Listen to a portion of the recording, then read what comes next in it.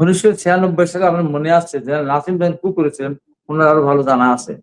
সেদিন যদি পলিটিক্যাল লোক না থেকে যদি অন্য কেউ থাকতো তাহলে এটা সামাল দিতে পারতেন না। আব্দুর রহমান বিশ্বাস সেদিন কিন্তু এটা নিয়ন্ত্রণ করেছিলেন এবং জেনারেল নাসিমের কুকে কিন্তু নস্যাৎ করে দিয়েছিলেন। অথচ 2000 এই যে এই সালে এসে 7 সালে এসে আপনার এই যে ইয়াজউদ্দিন স্যারকে যেভাবে ওখানে অপদস্থ করলো, মুখে থাপ্পড় দিয়ে সেখানে বঙ্গভবন দখল করে নিল সরকার। পলিটিক্যাল গভর্নমেন্ট থাকতে কেউ, এমনকি আমি একথা বলবো, এটা বললাম যে কোনো একজন যদি পলিটিক্যাল লিডার থাকতো তাহলে কিন্তু এইভাবে পারতো না, তখন সে প্রতিবাদ করতো, তার বিনিময়ে যাওয়া হতো। ঠিক তেমনি ভাবে আমি মনে করি এই ধরনের কোনো পরিস্থিতি যদি সৃষ্টি হয় ভারতের ষড়যন্ত্রের কারণে, দেশের আভ্যন্তরীণ ষড়যন্ত্রের কারণে, সেদিন যেন দৃঢ়ভাবে উনি মোকাবেলা করতে পারেন। তার জন্য আমি মনে করি আমার বলা, এখন চেয়ারম্যান সাহেব, আমাদের দলের চেয়ারম্যান, দেশের প্রধানমন্ত্রী কাকে সিদ্ধান্ত দিবেন সেটা তো আমি বলতে পারবো না।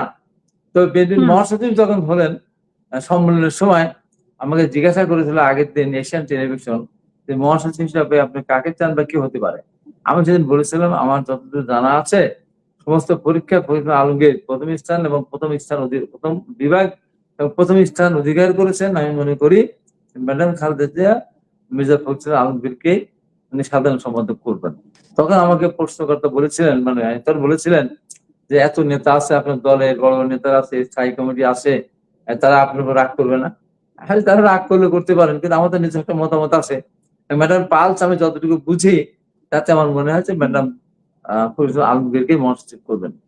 এবং যখন ওনাকে সিনিয়র যুগ্ম মহাসচিব করা হলো তখন উনি একটা জেলার রাজনীতি করতেন, জেলার প্রেসিডেন্ট ঠাকুরদা।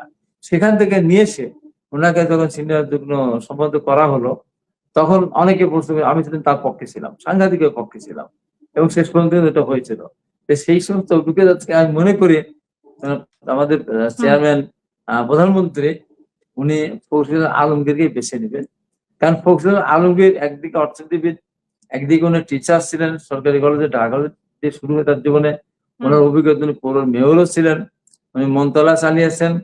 বিএনপির মতো একটা দলের দীর্ঘদিন ধরে ভারপ্রাপ্ত মহাসচিব ছিলেন, পরবর্তী সাধারণ সম্পাদক, জেলে গিয়েছেন, এসেছেন, নির্যাতিত হয়েছেন, আবার পরদিনই আবার আন্দোলন সংগ্রামে অংশগ্রহণ করেছেন, ভয়ও পান নাই, পালিয়েও থাকেন নাই, উনি আওয়ামী লীগের কাছে মাথা নতেও করেন নাই, বিক্রিও হন নাই। আমি মনে করি এবং সততার দিক থেকে মির্জা ফখরুল আলমগীর আমি মনে করবো যে বাংলাদেশের একজন ব্যক্তি কেউই তার যে মহাশত্রু তার শিক্ষা নিয়েও প্রশ্ন তুলতে পারবে না এবং তার সততা নিয়ে প্রশ্ন তোলার কোনো সুযোগ নেই। মির্জা ফখরুল আলমগীর অনেস্ট পলিটিশিয়ান বলতে আমি বলতেছি না অন্যরা সব অনেস্ট না, কিন্তু মির্জা ফখরুল আলমগীরের দিকে ডিসঅনেস্টি নিয়ে কেউ আঙ্গুল হতে পারবেন না। আমাদের দরকার এমন একজনকেই, হ্যাঁ, যে সততা, সৎ, আমাদের সৎ দরকার, খুব চালাক দরকার, মহা চালাক, মহাপণ্ডিত কিন্তু অসৎ, মহাজ্ঞানী অসৎ, তাকে আমার দরকার না। আমার এই মুহূর্তে দরকার মির্জা ফখরুল মধ্যে সৎ মানুষের রাষ্ট্রপতি, যেমন তারেক রহমান আমাদের দলের বর্তমান যিনি প্রধানমন্ত্রী, ওনার ভিতরে যে স্বচ্ছতা আছে, যে সততা আছে, এবং ওনার বিরুদ্ধে কত কথা হয়েছিল, উনি এই করেছেন সেই, আর সেই ইয়ের মতো উপন্যাসের মতো তাকে দুর্নীতি বরপুত্র বানানোর চেষ্টা করা হয়েছিল, কিন্তু দীর্ঘ 17.5 বছরের তারেক রহমানের বিরুদ্ধে কিন্তু সারা পৃথিবীতে কোথাও মার্কেট বলেন, ব্যাংকের টাকা কিছুই কিন্তু করতে পারে নাই। মানি লন্ডারিং একটা মামলা করেছিল, কার্ড ব্যবহার করেছিল, তার সে টাকা দিয়ে দিয়েছিলেন তার বন্ধুকে, মামুনকে। তারেক রহমান যেমন সততার দিক থেকে উনি পরীক্ষা দিয়ে এই যে মানুষ এত বছর পর দেশে ফিরলেন, মানুষ কিন্তু অনেক গ্রহণ করেছে, এমন কোনো অপপ্রচার নেই যা তারেক রহমান নামে করা হয়নি। আমি প্রতিবাদ করতাম সেই সময় যে তারেক রহমান জন্ম হয় পৃথিবীর সবচেয়ে সৌভাগ্যবান সন্তান, এই পৃথিবীতে এই প্রথম একটা সন্তান যার বাবা দেশের শুধু প্রেসিডেন্ট, সেক্টর কমান্ডার বীর উত্তম, তারপরে আপনার ফোর্সেস কমান্ডার, দেশের রাষ্ট্রপতি দল গ্রহণ করলেন, তার মা 3 বার প্রধানমন্ত্রী। এই তার সন্তান তারেক রহমান, সে যদি মনে করে যে আমার এখানে 500 কোটি টাকার দরকার বা 2000 কোটি 50 কোটি দরকার, সে বললো যে ঢাকা স্টেডিয়াম একদিনের জন্য খুলে দেন, 10 টাকা থেকে শুরু করে যে যত পারেন হেল্প করেন, যে কোটি কোটি টাকা জমা হয়ে যাবে। সে এতিমের 2 কোটি টাকা মেরে খাওয়ার জন্য তার জন্ম হয়েছে, ম্যাডামের জন্ম হয়েছে 2 কোটি টাকা মেরে খাওয়ার জন্য। এই যে চ্যালেঞ্জ কে যখন বলতাম আসলে তাই, এখান থেকে টাকার জায়গায় রয়েছে। হ্যাঁ, একটু ওখানে ব্যত্যয় ঘটেছে, সেটা আবার যার কাছে জমিটা কিনছে সে সর্বদিন তো জমিটা যদি ফিরে না নিত, তাহলে তো সেই জমিতে টাকা তো সেই জমি কেনাই হয়ে যেত। এই জন্য বলি যে তারেক রহমান একজন সৎ মানুষকেই এবং যোগ্য মানুষকেই নির্ধারণ করবেন, উনি সিলেকশন দিবেন তাকেই রাষ্ট্রপতি হিসাবে। আমি মনে করি তার ভিতরে মির্জা ফখরুল ইসলাম আলমগীর আমার কাছে সবচেয়ে এগিয়ে আছেন বলে মনে করি এবং আশা করি মির্জা ফখরুল ইসলাম আগামী দিনে রাষ্ট্রপতি হবেন এবং এই দেশকে সুন্দরভাবে পরিচালিত করার ক্ষেত্রে আমার ভাই জেনারেল সাহেব যে কথাটা বললেন যে কোনো কোনো ক্ষেত্রে উনি আপনার পরামর্শ দেওয়ার মতো মেধাসম্পন্ন লোকজন হন। মির্জা ফখরুল ইসলাম আলমগীর সেদিন একটা মানুষ। আর আমাদের যিনি প্রধানমন্ত্রী সেদিন তার শ্বশুরের শাহাদত বার্ষিকীতে গিয়েছেন বা মৃত্যুবার্ষিকী যেটাই বলেন না কেন, আমরা সেদিন একটা ঘটনার পরিপ্রেক্ষিতে উনি মারা যাওয়ার কারণেই শাহাদত বার্ষিকী আমরা বলি। ওনার সেখানে আমরা মিলাদি গেছিলাম, চেয়ার ছিল, সেই পিছন দিকে চেয়ার ছিল, উনি এসে কিন্তু পিছনের কাতারে বসলেন, মহাশয়ের কাছে বসলেন এবং নামাজটাতে পড়লেন। নামাজ পড়াতে আমি জায়গা রেখেছিলাম, আমি নিচে বসেছিলাম যে মিলাদের হালতে বসে, ওইদিকে যাওয়ার জায়গাও ছিল, আমরা কয়েকদিন ভেবে রেখেছিলাম।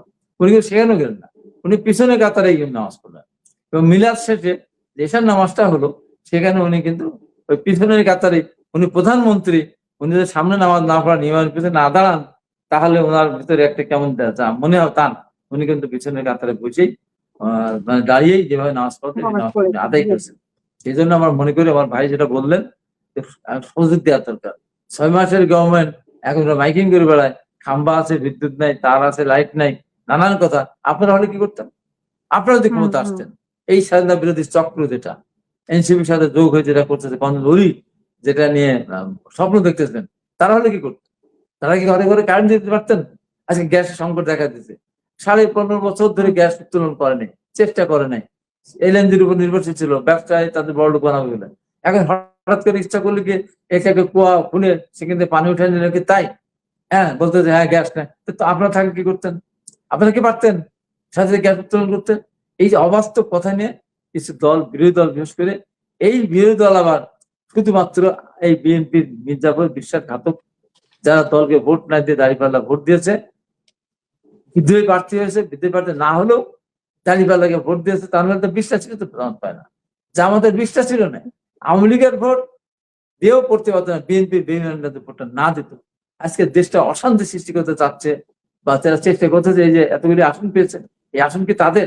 এত ভোটের মালিক কিন্তু তারা না, আমাদের বেইমান না করতো কিছু বেইমান, তাহলে পরে এই আসনটা তারা পেতো না, দেশটার সামনের দিকে তারেক রহমান সুন্দর এগিয়ে নিয়ে যেতে পারতেন। তবে আমি কথা বলে এই যে উনি যেমন বললেন আমিও বলবো,